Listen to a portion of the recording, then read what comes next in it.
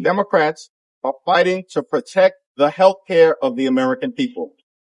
And we are not going to support a partisan Republican spending bill that continues to gut the health care of everyday Americans.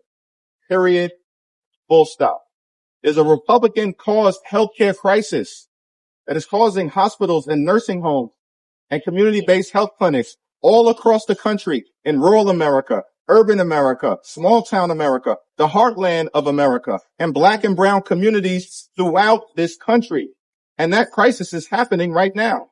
And that's why we believe there is urgency to both keeping the government open, reaching a bipartisan spending agreement that actually meets the needs of the American people in terms of their health, their safety, their economic well-being, and quality of life, while also addressing the dangerous Republican healthcare crisis. We laid out to the president some of the consequences of what's happening in healthcare. And by his face and by the way he looked, I think he heard about them for the first time. The closing of rural hospitals. The fact that so many clinics are closing. And I don't know if he knew this before, but the fact that people will pay $4,000 more a year, $400 more a month, close to $5,000 more a year on their healthcare premiums if you don't do anything. And people don't know what to do. The average working family can't afford that. I told him how I met a mother who was crying to me because her daughter had cancer. And what has happened with healthcare, with what they have done, she's going to watch her daughter suffer and maybe die.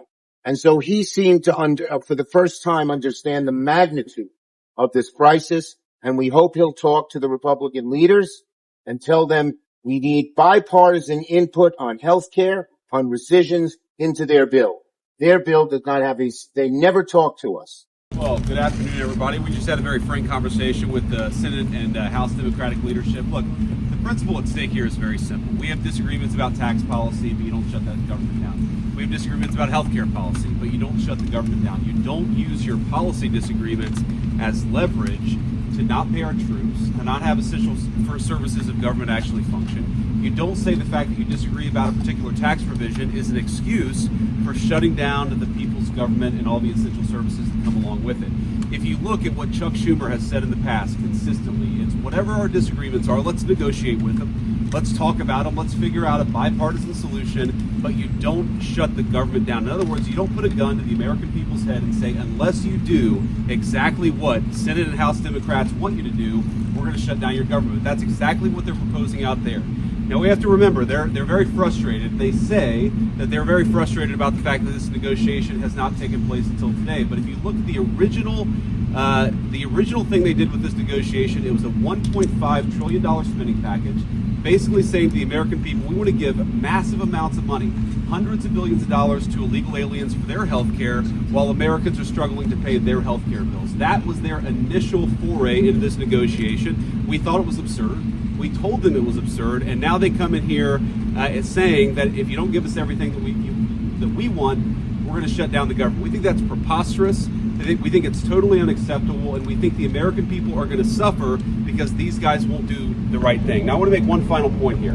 You will hear a lot from Senate Democrats, from House Democrats about the fact that American healthcare policy is broken. Well, we know that American healthcare policy is broken. We've been trying to fix it for the 8 months that we've been in office, but every single thing that they accuse about being broken about American healthcare is policy that Democrats have supported for the past decade. So if they want to talk about how to fix American healthcare policy, let's do it. The Speaker would love to do it. The Senate Majority Leader would love to do it. Let's work on it together. But let's do it in the context of an open government that's providing essential services to the American people. That's all that we're proposing to do. And the fact that they refuse to do that shows how unreasonable their position is. I think we're headed to a shutdown because the Democrats won't do the right thing. I hope they change their mind, but we're going to see.